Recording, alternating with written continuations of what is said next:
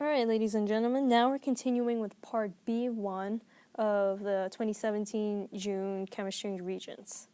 And we start with number 31, and there are 20 multiple choice questions in this section going all the way to up to number 50, where there are 50 total multiple choice questions, and now we're going to actually start with 31. So here, which electron configuration represents the electrons of an atom of neon in an excited state? So in the excited state, an electron gains energy, it absorbs energy, and it moves up from a lower level to a higher level. That's what happens in excited state. But we need to look up what it looks like in the ground state. That's what it originally is. So the ground state for neon, you can look up on the reference table. It happens to just be 2,8. So what we can do is take one electron. It could be from the first level, go up to the third level, or you could take one from the second level and move it up to the third level. Because the maximum electrons in the second level can only be 8. So we can't put anything from the first to the second, we gotta move it all the way to the third. So looking at our choices, we could cross off choice 1 because we're losing an electron. We could cross off choice 2 because it's the same as ground state. Now between choice 3 and choice 4, here we see an electron in the third energy level. Choice 3 is the correct one because you take one from a lower level and bring it up to a higher level. So you take an electron from the second level and bring it up to the third level as shown in 271 for choice 3. Alright, number 32. Here we have two naturally occurring isotopes of gallium in the table below. They give us the isotopes with mass numbers of 69 and 71. And their percent abundance in the natural world, and their atomic mass in atomic mass units.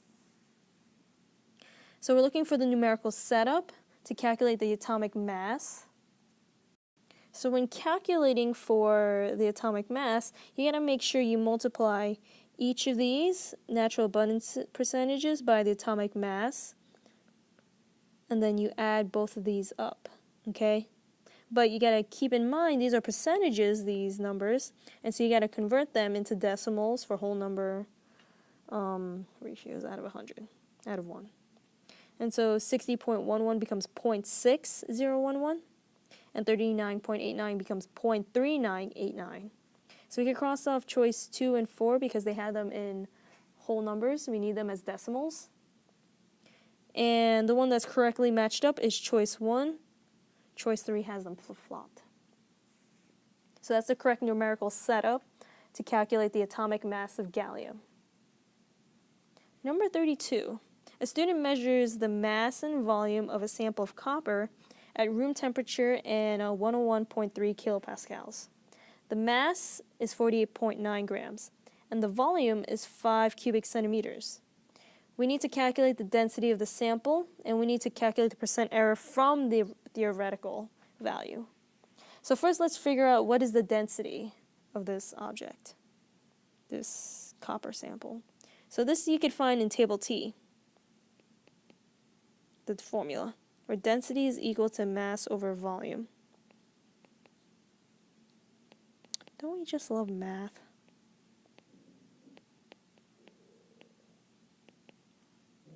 So you plug and chug and you get 9.78 grams per cubic centimeter as your density, but you got to compare it to the theoretical value, which you need to look up on table S. Okay, table S tells you the density of copper. So you got to look up copper and its element number 29, and the density of copper is 8.96. grams per cubic centimeters cubed per cubic centimeter. And so with these two values, now we got to find the percent error. So there are multiple steps to just this single problem. And you could find the equation again on table T. Percent error, 9.78 minus 8.96 over the theoretical value of 8.96. So you take the difference between the two values, the measured and accepted, and divide it over the theoretical accepted value. Okay? And you multiply that by 100 to get the percentage. And this should equal 9.15%, which you could round as 9.2%, and that is choice 3 as our answer. Okay, number 35. Given the balanced equation, we need to see what is the total mass of NaCl produced if you have 46 grams of Na and 71 grams of Cl2. All right, so all reactions that we look at, especially if they're balanced, show conservation of mass, energy, and charge. But we're focusing on mass, okay? So before, we have 46 grams of Na plus 71 grams of Cl2 to produce some mysterious mass of NaCl. So conservation mass means total before equals total after. So this total before, you got to add it up. You get 117 grams on one side, so it should also come out to 117 grams on the other side of NaCl. And that is our answer for number 2, for choice 2 for number 35. So this is conservation of mass. Okay. Number 36. The mole ratio of NO to NO2 is what? So we just look at their coefficients, and we could see that they're the same, and so it's just 1 to 1, 2 to 2, or 1 to 1 if you reduce it. Number 37, here we have a solid sample of silver, so Ag plus atoms with electrons flowing throughout. So when it's just silver, this is an element that is of the metal class, so it's just a metal element. And when you're bonding all these together, it's just metallic bonding. Metallic bonding happens within metallic elements.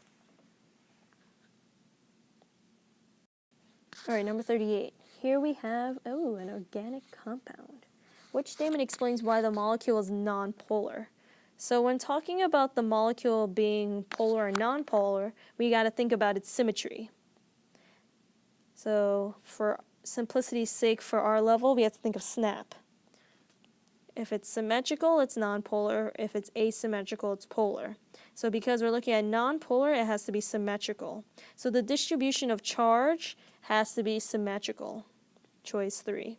That's the reason why the molecule is nonpolar. If we're thinking about bond polarity, that's different. That's electronegativity difference. So molecule polarity, you gotta think of SNAP. But if it's bond polarity, you got to think about electronegativity difference. Okay.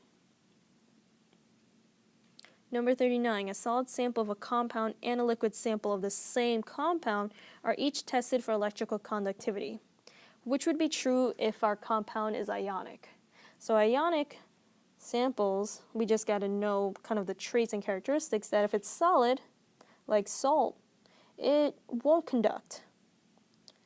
No conductivity, or very little. Liquid, though, it'll dissolve into its ions more, especially if it's in aqueous solution, it'll dissolve. But in liquid sample, it has better conductivity. So here we're looking for something that is no for solids, but better for liquids. And it's choice 4. Solid is poor conductor, and the liquid is a good conductor. 40. Which statement explains why 10 mLs of a 0.5 molar H2SO4 solution exactly neutralizes 5 mLs of a 2 molar NaOH solution? Okay, so neutralization, we're thinking about acid and base, but what makes the acids most importantly is the H plus ion.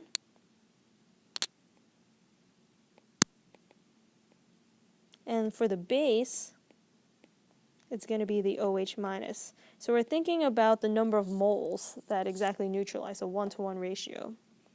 So the number of moles are equal of H plus and OH minus. Because look, in particular, if you calculate the moles for each of them, they're not quite the same. Here we have twice the volume, but it's a quarter of the concentration. But if you see here, H2SO4 has double the amount of hydrogens, H pluses, and OH minus has only one OH. So that's why we need twice the concentration in order to neutralize this, because we have equal moles. That's the most important thing, is the moles. All right, number 41, which represents one substance in the gas phase. So one substance, choice 1 has 2, whereas choice 3, 2, and 4 only have one substance. Types of substance, actually. And we want in the gas phase. So 2 and 4 are out. It's choice 3 because it's a single substance with free-flowing particles that are in the gas phase. 2 and 4 show more of the solid phase because they're stuck together. Okay. Now, given the equation representing a chemical reaction at equilibrium, we have to see what happens to the shift when we increase H2. Now, because we increase that, the system wants to get rid of it. Okay? So if you increase H2, the system will want to get rid of it as a response. Get rid of it. The way to get rid of it is to go in the opposite direction away from it, because you consume it that way. If we go forward, we're consuming H2. So we're going to shift to the right. And what happens to the concentration of HI? Because we're moving towards HI, we are producing HI. So that means it's being produced, so the concentration of that increases. So in response to increasing H2, the system wants to get rid of all that extra H2 by moving to the right to use it, consume it. And as a result of consuming H2, you produce more HI. All right, 43. Which of these shows an exothermic reaction? So exothermic meaning we are releasing energy. That means energy of the products is less than energy of the reactants. So we start off high and end lower, and that's choice 4. Because our energy of reactants is here, products down here. This minus that gives you a negative number, which means it's exothermic. Okay? We want a negative delta H for that. Number 44, which compound is classified as an ether? All right, so we're looking for an ether, so this is a carbon compound with a functional group. And so ethers right here are classified as such because they have hydrocarbon chains, alkyl groups, separated by single bonded oxygen. So we need to see a complete chain here with an oxygen to separate them. And the one that fits the bill, let me choose a different color, is choice 2.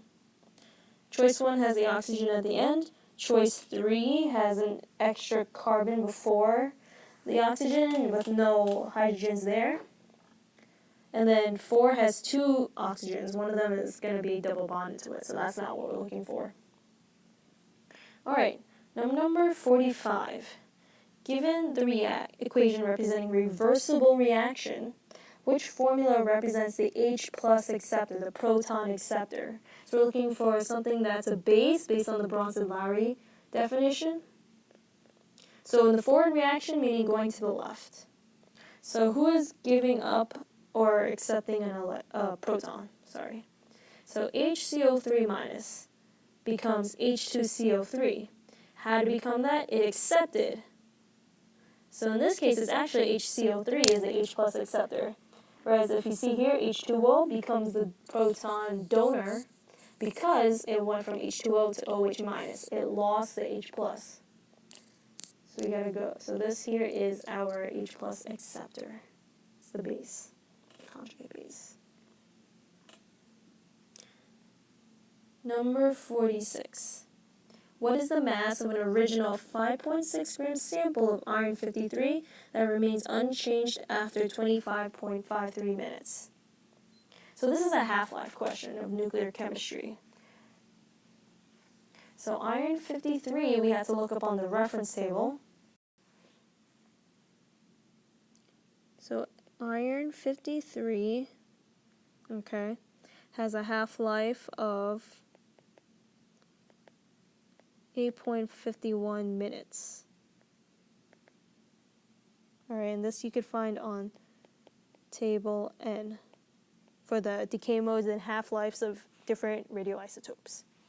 Okay, so after each half-life that passes, the original sample is going to cut in half. Okay?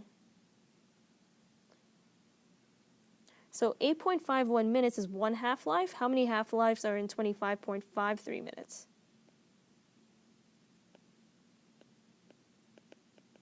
And as we can see here, this is 3 half-lives. That means it cut itself in half 3 times over. So we start with 5.6 grams. One half-life will cut in half to 2.8 grams. The second half-life cuts to 1.4. And a third half-life cuts to 0.7 grams, and that is our answer, 0.7 grams. Number 47 is a nuclear equation.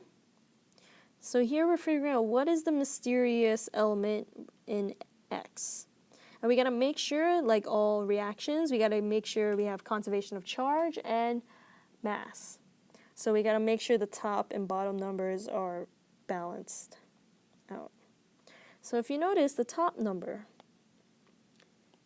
for the right side that's completed, 6 and 4 make up a total of 10. Which means on the left side we also got to have a total of 10. So 1 is already given, which means X has to have a top number of 9. Now for the bottom number, these two make 5, which means we're left with 4 for the bottom number to balance it out, make it equal on both sides. Okay. So which element has a mass number of 9 and the atomic number of 4? That is beryllium. Okay. Be. Lithium happens to have an atomic number of 3. Fission and fusion reactions both release energy. However, only fusion reactions combine light nuclei. So fission breaks them up. So you take a big one and you split it up into small ones. But fusion, in simple terms, combines small ones to make a bigger one. So that's the difference in simple terms of fission and fusion, but they both are nuclear reactions. They're artificial transmutations because they're forced. We have to do that. We have to make these reactions happen, but they're pretty much inverses of each other in that respect, simply. Simple enough. Number 49. The chart below shows the crystal shapes and melting points of 2 forms of solid phosphorus. Which phrase describes the 2 forms of phosphorus? They're different colors, they have different crystal shapes, and they have different melting points. So clearly they have different crystal structures. So 1 and 2 are out. Now as a result, they also have different properties because you could look at melting point, that's a property and they're different. Choice 3. All right, which graph shows the relationship between pressure and Kelvin temperature for an ideal gas at constant volume? So I'm going to tell you this. Do not think of ideal gas conditions, high temperature, low pressure. That's a misleading one. So choice 3 and 4 are out. And actually choice 2. So it is choice 1. But why is that? We have to think of the third gas law that we don't really talk about, and that's the relationship between pressure and temperature. So if we think of temperature, the higher your temperature is, the faster those molecules, those gas molecules are going to be moving. Okay, and because they are moving really fast, they're also going to collide more and collide with greater force. So that's greater pressure. So they have this direct relationship that if you increase one, you increase the other. And you can even see it in the combined gas law equation, that they have that direct relationship. And that there is the end of part B-1, and that's the end of the multiple choice section, 50 multiple choice straight through. The rest will be in the free response section for the remaining 35 questions of this exam. Stay tuned for those.